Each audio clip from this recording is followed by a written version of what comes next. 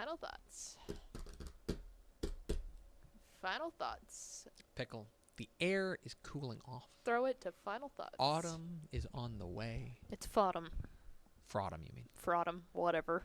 The leaves are starting to turn theoretically. No, it's time for... Yes, and so now it's We're all time... moving inside, for which is final probably thoughts. not good because of the coronavirus. But in any case, nothing, and I mean nothing, can stop the freight train.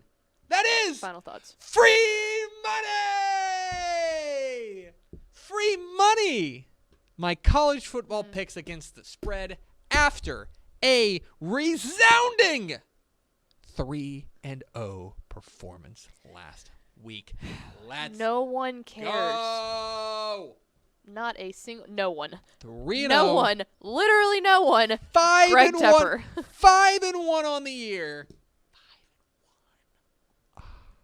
5-1. You hate to see it. But God, you gotta. hate But to see here's it. here's the thing. Here's the thing about being LeBron. Oh, Lord have mercy. The Get out of thing here with about that crap. being LeBron is that you gotta show up every week. Uh-huh. You gotta make sure to be. Mm-hmm. If you're gonna stay on top, you gotta maintain it. This is so bad. 'Kay? You are not LeBron. If you're gonna be Ric Flair, you gotta defend the belt. And I'm here to defend the belt. Hit him with the 2 claps. I'm gonna defend the belt right now. 5 games this week, unless one of them gets canceled, which would just be so 2020. But there's 5 games. Pickle, where do we start? This is too much. The first game, we will go Houston at Baylor, 11 a.m. on Saturday. Baylor favored by 4 at home. And this line has moved a lot. So It's to fluctuated. give you some background, remember that this was a game that was thrown together last weekend, basically, like Saturday or Sunday. That Baylor was supposed to play Louisiana Tech last week. Louisiana Tech had to cancel because of coronavirus. Houston was supposed to play Memphis tomorrow. They're going to play on a Friday night, which I'm always leery of. Yes. Play them on a Friday night. I don't like that. That game got canceled because Memphis had a party bus. And so now you have these 2 old Southwest Conference rivals that are like, Let's do it. looking at each other from across the bar. Like, With really you, cool you, graphics. you, me. I know I said that the other day, but did you ever go look at the graphic? I did look at the graphic. It was pretty cool. So, it's a big game. It's the first game of the Dave Aranda era. Yes. They're at Baylor. A lot of intrigue in this game. Baylor has this is almost an entirely new Baylor team. Yes. Okay, you Except have for you Old Faithful. You have a new coach, right? That in and of itself is a lot. Mm-hmm. He's never been a head coach, I think, at any level. No, and a big defensive guy. He's a big defensive guy, and by the way, his defense needs to replace 9 starters. Yep. Okay? A lot of overhaul there. As opposed to Houston, who is a lot more of a finished product. Because, look, last year we've talked at length about the weird season that Houston had. But part of the value of doing that, part of the value of playing for the number 1 pick, so to speak, tanking, is that you're super experienced the next year, and they have a lot of experience coming back. Their depth is experience too. 16 of 17 of their top tacklers are back defensively. The offensive line looks like it's going to be solid. The passing game, with depending on what you think of Clayton Tune, I think it's going to be solid. They at least have the receivers on the outside that I think are going to make them pay. And Right. Marquez Stevenson, etc. As a result, there's a lot of good things going on for Houston. But Baylor does have one thing Old Faithful. in Charlie Brewer. And what should be, now I don't know about the pass catchers, but I think that the running game should be pretty decent.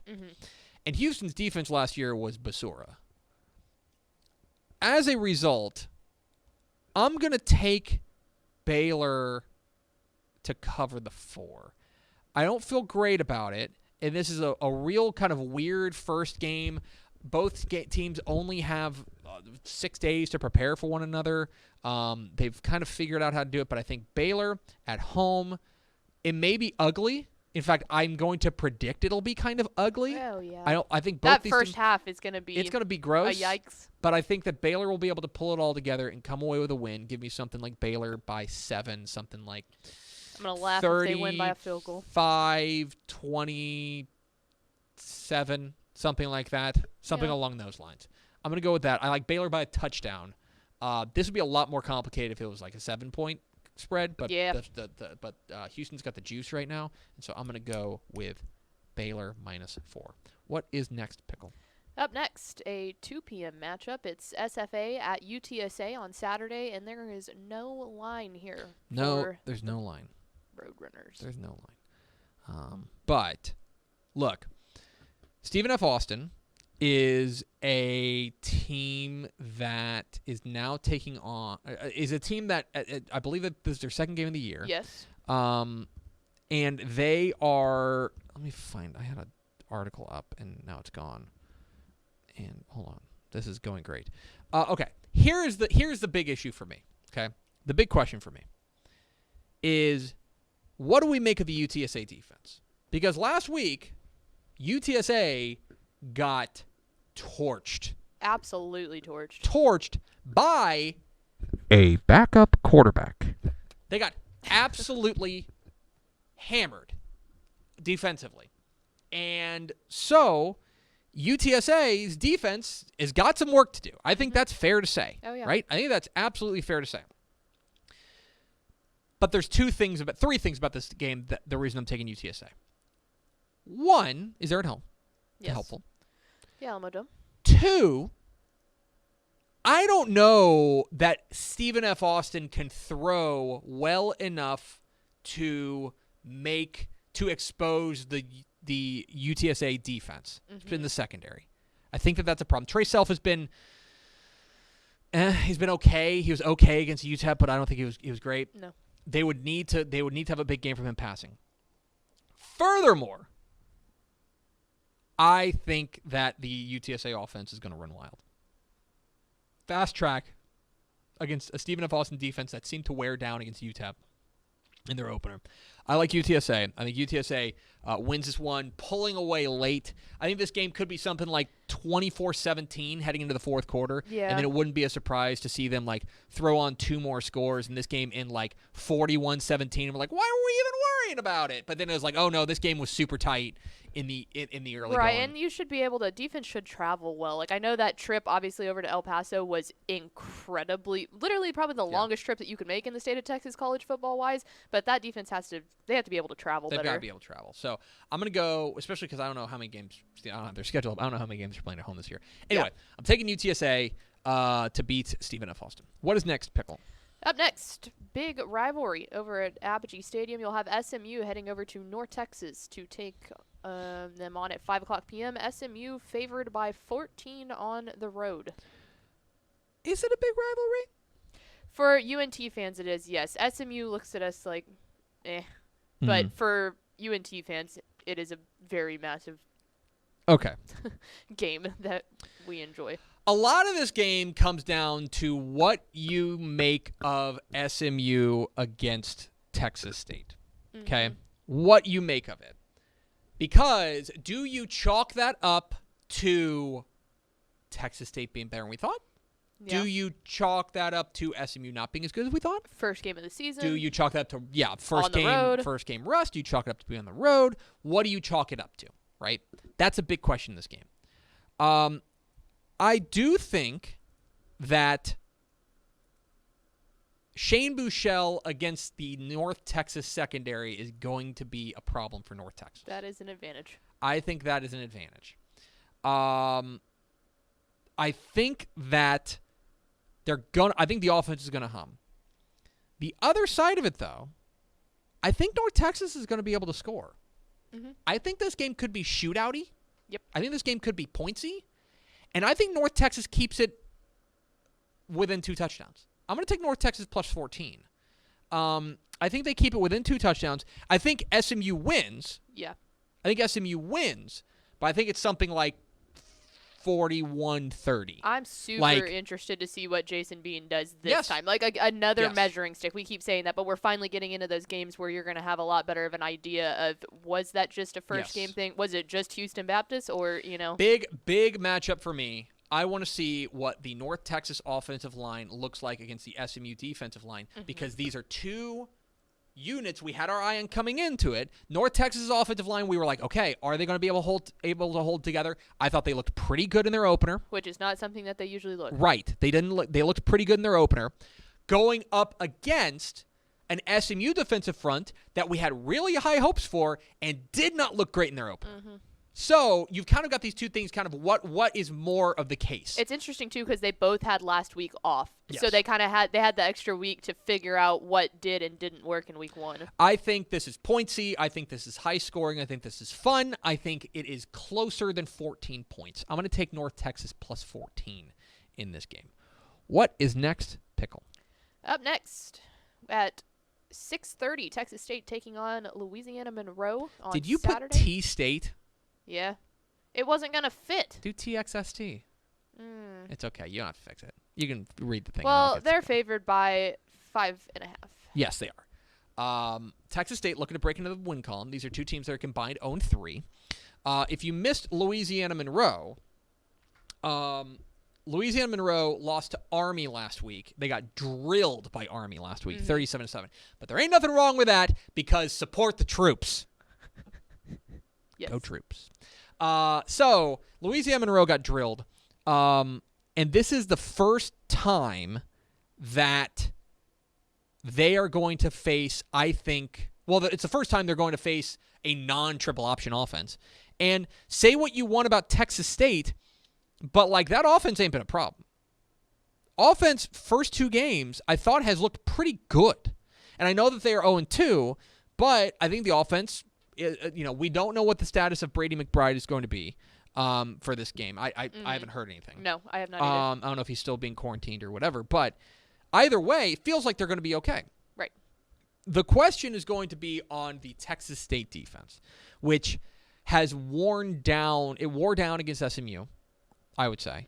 And then last week against UTSA, they had some struggles. Going up against Colby Suits, who's a Texas kid, North 40, I want to say, at Louisiana Monroe. And this is a team that they've got to be able to stop the run. Louisiana Monroe was not able to run the ball against Army. Are they going to be able to run the ball against Texas State? I think this game is close. I think this game is going to be going on the road scares me. I'm going to take Texas State, though. I like Texas State minus 5.5. I think they win by a touchdown. Give me something like, I think 38-31, something like that. I like Texas State by a touchdown. I'm going to take Texas State minus 5.5 because I think also this is our first interstate game. Yes. And it's the first game outside the state of Texas. Yeah. So how Look about at that? So I'm going to take Texas State representing the Lone Star State to get the first win there of the season. And finally, Pickle. Last on the docket, we have the Abilene Christian Wildcats heading over to UTEP to take on the Miners, 8 p.m. on Saturday. And I'm going to assume that there was no line on this one. There is no line. Okay, because you didn't put it down. I'm sorry, my bad. It's okay. But I assumed right. You did. So let's talk about this game. This Abilene Christian's debut, first game of the year.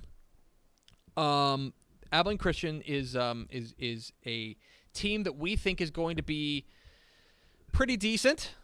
But I think that their defense is going to be okay. They do have a new quarterback, but I think that they are going to be able to put up some points in this game.